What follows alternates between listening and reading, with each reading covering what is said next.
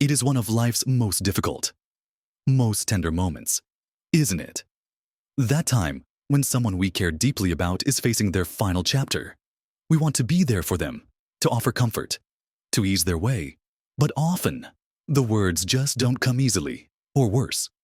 The words that do come to mind, the ones we hear so often, might actually do more harm than good, even if our hearts are in the right place. Have you ever been in that situation? Feeling tongue-tied, or later wondering if you said the right thing? It's a painful reality that we often fumble through these critical conversations, sometimes leaving both ourselves and the person we're trying to comfort feeling a little more isolated. But there's a secret to navigating these profound moments with grace and genuine connection. A way to ensure our presence is truly comforting and not unintentionally burdensome. In this video, we're going to gently explore 7 common phrases that people often utter, thinking they're offering solace, but which can actually cause quiet distress or confusion to someone who is dying. More importantly, we'll talk about what you can say instead to truly connect and provide meaningful support. This isn't about shaming anyone. It's about learning together how to be a better presence in the most sacred of times. Watch to the very end, because what we'll discuss might just completely change how you approach these sensitive conversations. And there's one thing in particular that will truly surprise you. It's a natural human instinct to want to comfort someone, especially when they're facing something as profound as the end of life. Our intentions are almost always pure, born from a desire to ease pain and offer reassurance. Yet, sometimes, in our earnest effort to help, our words can miss the mark entirely, becoming a barrier rather than a bridge. Let's dive into the first thing you should absolutely avoid saying when you're with someone nearing the end of their journey. You might have heard it, or even said it yourself in moments of helplessness, the idea that it's God's will, or everything happens for a reason. Now, for some, faith is an incredible source of strength, and that's beautiful. But when spoken to someone who is actively dying, especially if they are grappling with pain, fear, or a sense of injustice, these phrases can sound incredibly dismissive. Imagine someone suffering immensely, perhaps questioning why this is happening to them, or feeling profound sadness about leaving their loved ones. To suggest it's simply God's will can feel like you're invalidating their very real agony, implying they should just accept it without struggle. It can strip them of their human right to feel anger, sorrow, or confusion. For some, it might even lead to a crisis of faith, wondering why a loving God would choose this path for them right now. Others might feel like you're trying to wrap up their complicated emotions in a neat, spiritual bow, when what they need is space to simply be with their messy, raw feelings. It's often a phrase we use to comfort ourselves, to make sense of the senseless, rather than truly comforting the person who is suffering. Instead, the power lies in presence and empathy, rather than reaching for a philosophical or religious explanation. Focus on their feelings. You could say, "This must be incredibly difficult. How are you feeling right now?" Or, "I can't imagine what you're going through, but I want you to know I'm here for you, in whatever way you need." Validate their experience. Don't try to explain or justify it away. Offer a space for their emotions, whatever they may be. Now, let's consider another phrase that, on the surface, seems incredibly encouraging. You're a fighter. Don't give up, or stay strong. We say this because we want to see resilience. We want them to feel empowered, but for someone whose body is failing, whose energy is depleted, and who might have reached a point of acceptance, this phrase can become an enormous burden. It implies that if they don't fight harder, if they don't stay strong enough, they are somehow failing. It puts immense pressure on them to maintain a facade, to continue a battle that may already be lost, or that they are simply too tired to continue. Dying is not a failure of will or strength. It is a natural, albeit painful, part of life.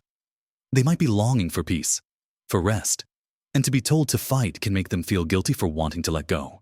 It doesn't acknowledge their exhaustion, their pain, or their profound weariness. Instead, We can acknowledge their journey and the immense strength they've already shown throughout their life or illness, without imposing the pressure to continue a fight. You could say, "You've shown such incredible strength throughout this whole journey." It's okay to feel whatever you're feeling now, and to rest when you need to.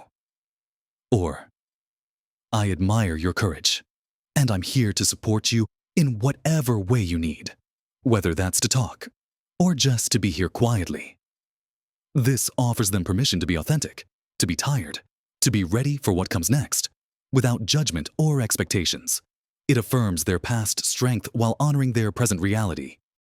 Finally, for this section, let's talk about the well-meaning but often hurtful statement, "At least you lived a good life," or "You had a full life."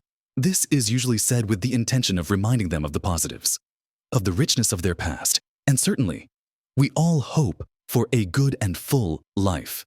But when spoken to someone who is actively dying, especially if they are young, or if they have unfinished business, regrets, or simply aren't ready to go, this phrase can be incredibly invalidating. It essentially implies that their life is over, and they should be content with that, even if they are not. It minimizes their current feelings of loss, fear, or sadness about what they are leaving behind, or what they won't get to experience. It can make them feel as if their grief or fear is inappropriate, because, after all, they had a good life. Or what if they haven't made peace with every aspect of their life? What if they have profound regrets? This phrase shuts down the opportunity for them to express those feelings, instead of dismissing their current pain or fears by focusing solely on the past. Engage with them in the present moment, or invite them to share memories if they choose. You could say, "I'm so grateful for all the wonderful memories we've shared." Or, "What are some of your favorite memories you'd like to talk about today?" You can also focus on their current comfort. Is there anything you need right now to feel more at ease? Offer to listen without judgment, allowing them to feel whatever they need to feel, without the pressure to be grateful for a life that is ending.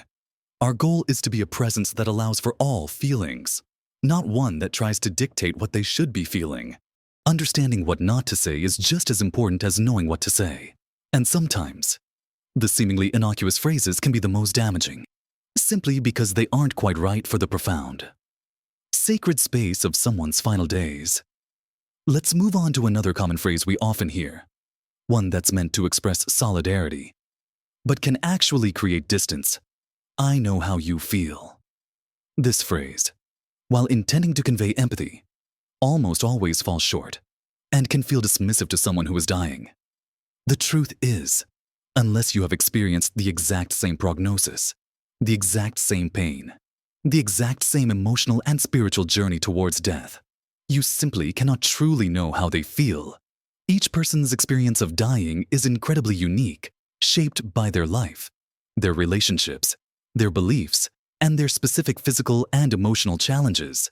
When you say, "I know how you feel," it can unintentionally trivialize their unique experience.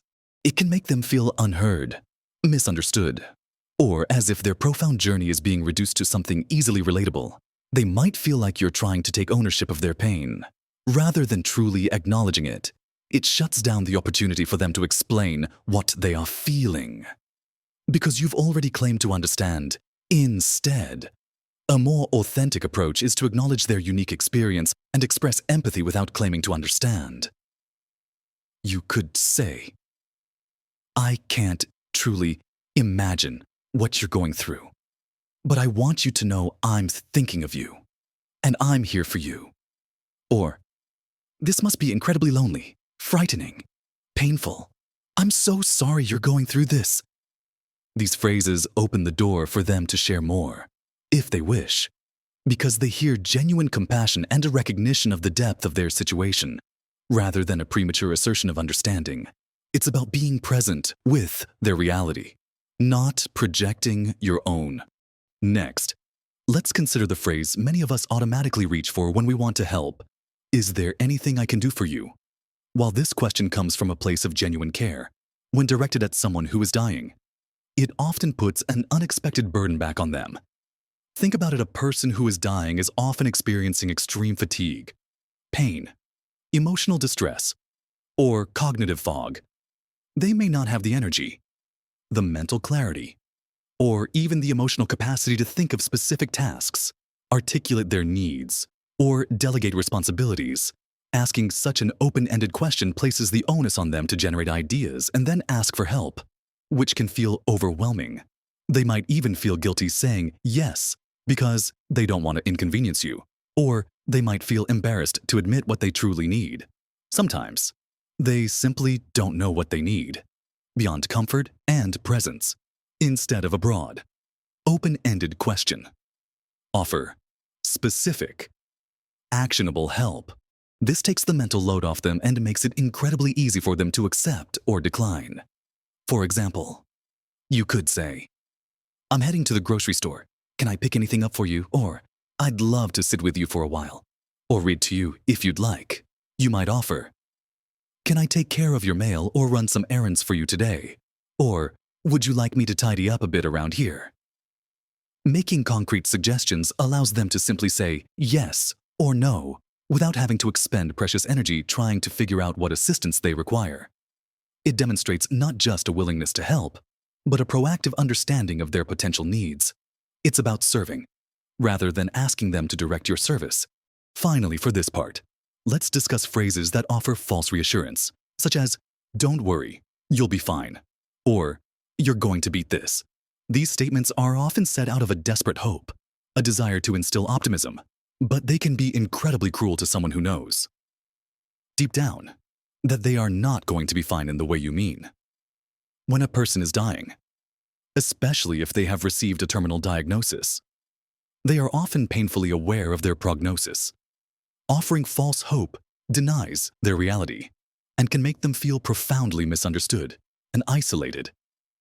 It can also create pressure for them to pretend, to put on a brave face, or to deny their own understanding of their impending death.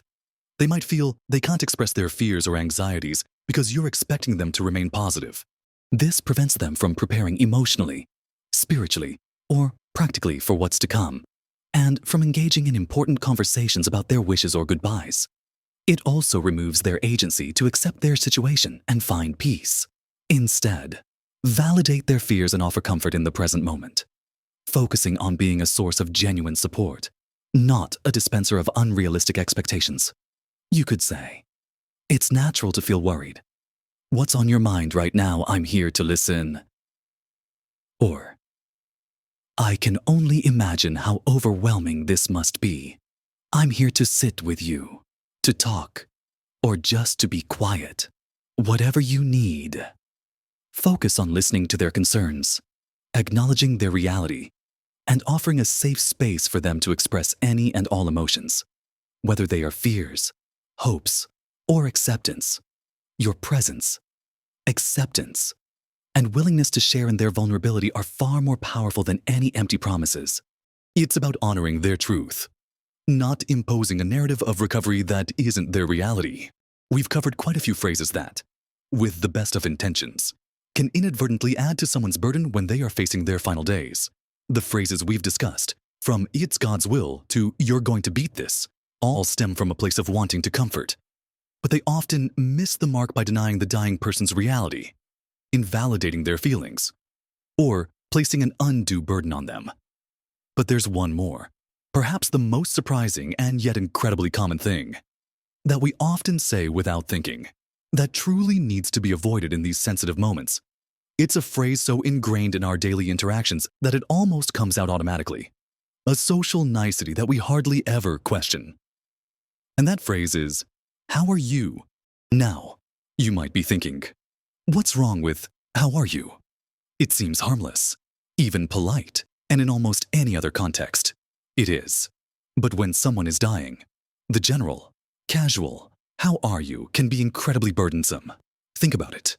When you ask this question, you're usually expecting a quick, superficial answer like, "Fine," or "Good, thanks," followed by you moving on. But for a person who is dying, they are likely not fine. They might be in pain, or exhausted, or overwhelmed, with thoughts and emotions about their impending death. Asking, "How are you?" casually forces them into a difficult position. Do they lie and say fine to avoid making you uncomfortable or to conserve their limited energy? Do they delve into the raw, painful truth? Knowing you probably weren't expecting that depth of response, it turns a genuine moment of connection into a social performance, a burden of maintaining appearances. It highlights their inability to be fine in the way the question implies, drawing attention to their failing health rather than their personhood. It can feel trivializing when they are facing something so profound. The automatic nature of the question strips it of true meaning in this context. Instead of this ingrained greeting, be specific and present in your approach. Focus on presence and allowing them space to be authentic without performance. You could walk in and simply say, "It's so good to see you today," or "I was just thinking of you and wanted to pop by." If you want to check in on their well-being, make it specific and open-ended, allowing for any answer without pressure. You might say, "What are you feeling up to today?" Or, "Is there anything you'd like to talk about? Or would you prefer a quiet moment?" You could ask, "Are you comfortable right now?" This invites a genuine response about their current state, without forcing them to put on a brave face or provide a social answer. It shows you're attentive to their needs in that moment, not just going through the motions of polite conversation. It's about being truly present, truly seeing them, and truly offering a space where they can be exactly who they are, without the need to perform wellness they might not feel. This subtle shift in language transforms a superficial exchange into an opportunity for deep, meaningful connection. So, as we've explored these 7 phrases, it's God's will. You're a fighter. You lived a good life. I know how you feel. The broad, "Is there anything I can do for you?" You'll be fine. And the surprising, "How are you?" You might be feeling a bit overwhelmed, or even a little guilty if you've used them before. Please, don't. The most important thing is that you're here, wanting to learn, wanting to do better. We all make mistakes in these incredibly difficult moments because we are human, and we are often grappling with our own discomfort around death and dying. The key takeaway from our conversation today is not to memorize a list of forbidden phrases, but to cultivate a deeper sense of empathy and presence. It's about truly listening, truly seeing the person, and letting go of our own anxieties or need to fix things. These conversations are never easy, but by being mindful of our words, by focusing on validation, specific support, and authentic presence, we can offer true comfort and support during the most vulnerable time of someone's life. Remember, small shifts in language and approach can make a huge difference in how connected and understood a dying person feels. It's about creating a safe space for them to simply be, to feel, and to express whatever is on their heart without judgment or pressure. Your willingness to be present, to listen more than you speak, and to accept their reality, however painful, is the greatest gift you can give. If any of these points resonated with you, or if you have an experience you'd like to share about comforting someone at this end of their life, please share it in the comments below. Your insights and stories could help so many others navigating these difficult waters and create a supportive community here. If you found this video helpful, please give it a thumbs up. It truly helps us reach more people who need this message. People who want to offer comfort but aren't sure how.